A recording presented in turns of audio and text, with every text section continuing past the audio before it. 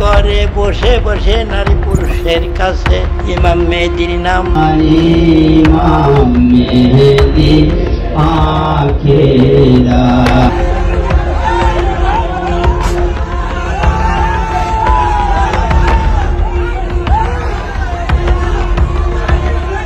রাজবাড়ির গোয়ালন্দে ইমাম মাহদী দাবিকারী নুরুল হক ওরফে নুরাল পাগলার কবর ভেঙে তার মৃতদেহ উত্তেজিত জনতা তুলে এনে পুড়িয়ে দিয়েছে।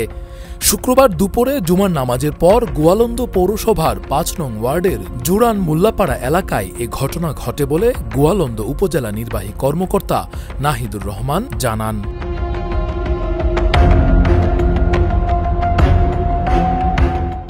নুরা পাগলা, সে নিজেকে ইমাম মাহদী দাবি করত এবং নিজের ভক্তকুলের জন্য আলাদা কালেমা লা ইলাহা ইল্লাল্লাহ মাহদী রাসূলুল্লাহ আবিষ্কার করেছিল। সুস্থ থাকাকালে নুরুল পাগলা নিজেই ১২ ফুট উঁচু বেদি তৈরি করেন। তার নিজের কবরকে কাবার আদলে নির্মাণ করেছিল। কবরের উপর সাইনবোর্ডে লেখা ছিল ইমাম মাহদীর কবর।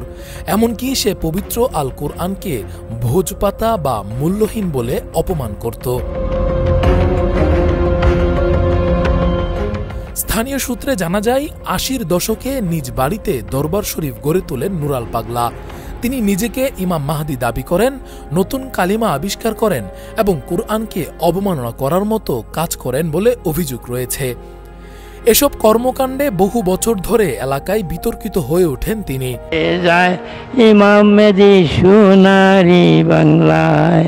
জানা যায়, কথিত দরবার শরীফ খুলে সাধারণ জনগণকে ঈসা নবীর উম্মত হওয়ার দীক্ষা দেওয়ার আড়ালে খ্রিস্টান বানিয়ে সামাজিক যোগাযোগ মাধ্যমে আলোচনায় এসেছিল নুরা পাগলার ছেলে মেহেদী নূর তারেজ।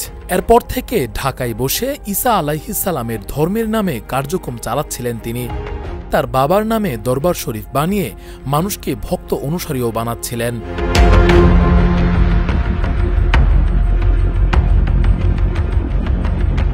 গত ২৩শে আগস্ট বার্ধক্যজনিত কারণে মারা গেলে তার ভক্তরা রাতেই বিশেষ কায়দায় ১২ ফুট উঁচু বেদি নির্মাণ করে কবর দেয়। এই কবর কাবার আদলে সাজানো হয় এবং সামনে বোর্ড টানানো হয় ইমাম মাহদীর কবর শিরোনামে। এই ঘটনায় স্থানীয় মুসল্লি ও আলেম সমাজ তীব্র ক্ষোভ প্রকাশ করে। উত্তেজনা প্রশমনে প্রশাসনের সাথে একাধিকবার আলোচনায় বসে। সে নিজেকে ইমাম মেহেদী দাবি করে, বেঁচে থাকা অবস্থায় কলেমা বিকৃত করেছে, এখনো তার অনুসারী কলেমা বিকৃত করে থাকে। তারা বলে লা ইলাহা ইল্লাল্লাহ ইমাম মেহেদী রাসূলুল্লাহ, বলে নাউজুবিল্লাহ। আজানের বাক্য পরিবর্তন করে প্রবর্তিত আজান প্রচার করত। সে আজানে বলতো আশহাদু আন্না ইমাম মেহেদী রাসূলুল্লাহ। চতুর্থ নম্বর হলো মহাগ্রন্থ আল কোরআনকে সে বলতো ভোজ পাতা। সে কোরআন হাতে নিয়ে বলে কোরআন তো ভোজ পাতা, এই বলে কোরআনকে সে ছুঁড়ে নিক্ষেপ করে দিল। সে পায়ের তলে পদদলিত করলো। সে তার অনুসারীরা নামাজ পড়ে না এবং যারাও বা নামাজ পড়ে পূর্ব দিকে ফিরে নামাজ পড়ে। তার দরবারে দরুদ শরীফকে বিকৃত করে এই ইমাম মেহেদী, তথাকথিত ভণ্ড ইমাম মেহেদী, তার নামে দরুদ পড়া হতো।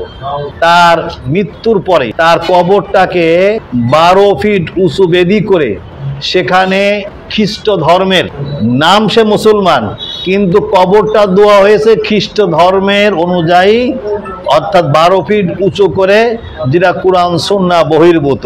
আলোচনার প্রথমে নুরুলের পরিবার ১ সপ্তাহ সময় নিলেও এ ব্যাপারে তারা তাদের সিদ্ধান্তে অনড় থাকে। ধর্মীয় অনুভূতিতে আঘাতের অভিযোগ তুলে ঈমান আকিদা রক্ষা কমিটি গঠন করা হয়। পরপর কয়েকটি সংবাদ সম্মেলন, স্মারকলিপি ও প্রশাসনের সাথে বৈঠকের মাধ্যমে কবর সমতল করার দাবি জানানো হয়। জেলা প্রশাসকের কাছে লিখিত দাবিও পেশ করা হয়। তবে প্রশাসনের পক্ষ থেকে কার্যকর কোনো পদক্ষেপ না আসায় ক্ষোভ আরও বাড়তে থাকে। গতকাল শুক্রবার জুমার নামাজের পর পূর্ব ঘোষিত কর্মসূচি অনুযায়ী বিক্ষোভ সমাবেশ অনুষ্ঠিত হয় গোয়ালন্দ আনসার ক্লাব মাঠে।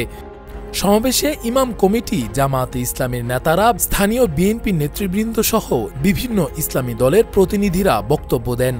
বক্তারা বলেন, কাবার অনুকরণে কবর নির্মাণ ইসলাম বিরোধী, তাই প্রশাসনকে দ্রুত ব্যবস্থা নিতে হবে। সমাবেশ শেষে বিক্ষোভকারীরা দরবারের দিকে অগ্রসর হতে চাইলে আইন শৃঙ্খলা রক্ষাকারী বাহিনী বাধা দেয়। এ সময় সংঘর্ষ বাধে। বিক্ষুব্ধ জনতা লাঠিসোঁটা, শাবল ও হাতুড়ি নিয়ে দরবারে প্রবেশ করে ভবন ভাঙচুর ও অগ্নিসংযোগ করে। এক পর্যায়ে তারা নুরাল পাগলার কবর খুঁড়ে লাশ উত্তোলন করে পদ্মার মোড়ে নিয়ে আগুনে পুড়িয়ে দেয়। এই ঘটনায় তাৎক্ষণিক সামাজিক যোগাযোগ মাধ্যমে আলোচনা সমালোচনার তৈরি হয়।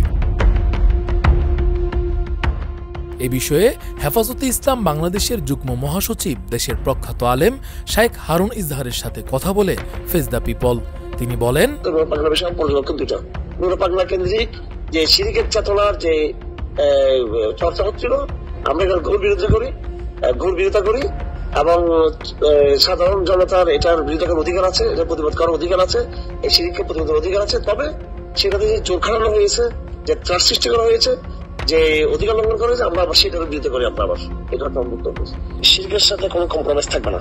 যেমন একটা দেশ বলতে দেশের ব্যাপারে যেমন কথা আসে, একটা দেশের নিজস্ব একটা স্বাধীনতার কথা আসে, দেশের একটা মানবিক অধিকারের কথা আসে, মূল্যবোধের ক্ষেত্রে গিয়ে গণতন্ত্রের কথা আসে, জাতীয়বাদী পার্সপেক্টিভ থেকে। ইসলামের পার্সপেক্টিভ, ইসলামের নিজস্ব কিছু মূল্যবোধ আছে, সেটা হলো ইসলামের সমাজ অবশ্যই সেটি মুক্ত থাকতে হবে। তো শিরকের বিরুদ্ধাচরণ করা এবং শিরকের বিরুদ্ধে প্রতিবাদ প্রতিরোধ, এটা একজন মুসলমানের স্বাভাবিক ধর্মীয় জীবনযাপন অংশ হতে পারে। এটা প্রতিরোধ করার, এটা বিরোধিতা করার অধিকার আছে, কিন্তু সেটা অবশ্যই সেটা মানবিক পন্থে হতে হবে এবং সেটা ইসলামী রীতিমতো হতে হবে। মানুষের লাশ পুড়িয়ে দেওয়া, এমনকি কোনো কাফের এবং মুসলিমের লাশকে পুড়িয়ে ফেলা, এটা কিন্তু ইসলাম কখনো সমর্থন করে না এটাকে। আর মাজার যেহেতু বাংলাদেশে এটা বেদাত এবং শিরকের এটা একটা প্রতীক, তবু যেহেতু এটা সামাজিক যেহেতু একটা অবস্থান এখানে আছে, সে এই অন্যায়টাকে প্রতিরোধ করার ক্ষেত্রে আমাদেরকে প্রজ্ঞা এবং দাওয়াতের ভাষা আমাদেরকে করতে হবে। আমরা যদি মাজারগুলোতে যদি অ্যাটাক শুরু করি, আক্রমণ শুরু করি, এটার দ্বারা মানুষের হেদায়েত প্রতিরোধ হয়ে যাবে। যেহেতু মানুষের মধ্যে অনেকের মধ্যে মাজার কেন্দ্রিক একটা চেতনা যেহেতু আছে, সেটা অবশ্যই ভুল।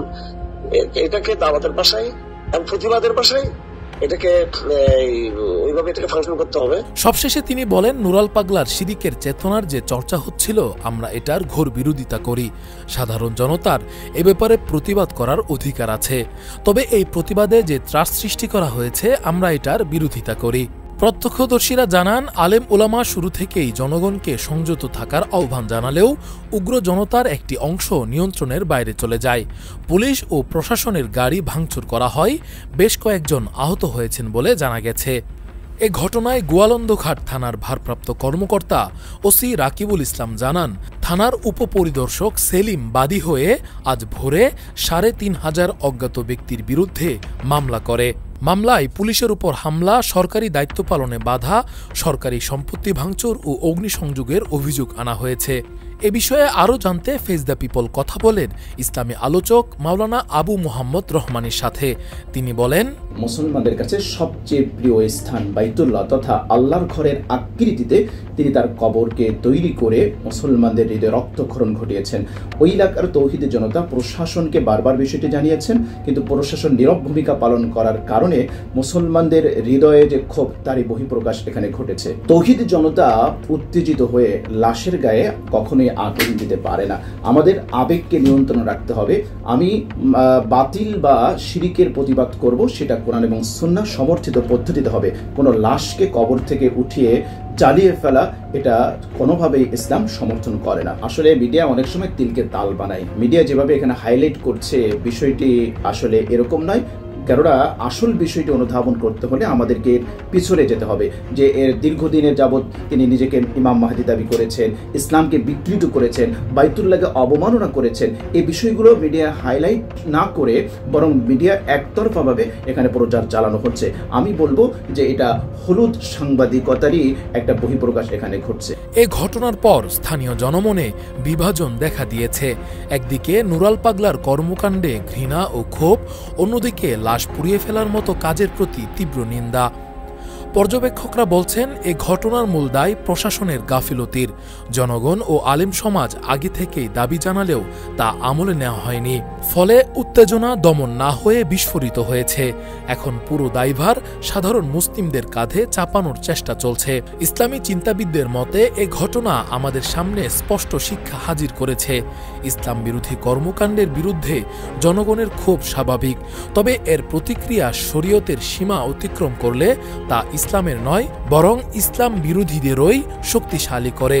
রাজবাড়ির এই ঘটনার পর প্রশাসন, রাজনৈতিক দল ও সমাজের নেতৃবৃন্দকে নতুন করে ভাবতে হবে, কিভাবে শরীয়তের সীমারেখার ভেতর থেকে সমস্যার সমাধান করা যায় যাতে আবারও এমন ভয়াবহ ঘটনা না ঘটে।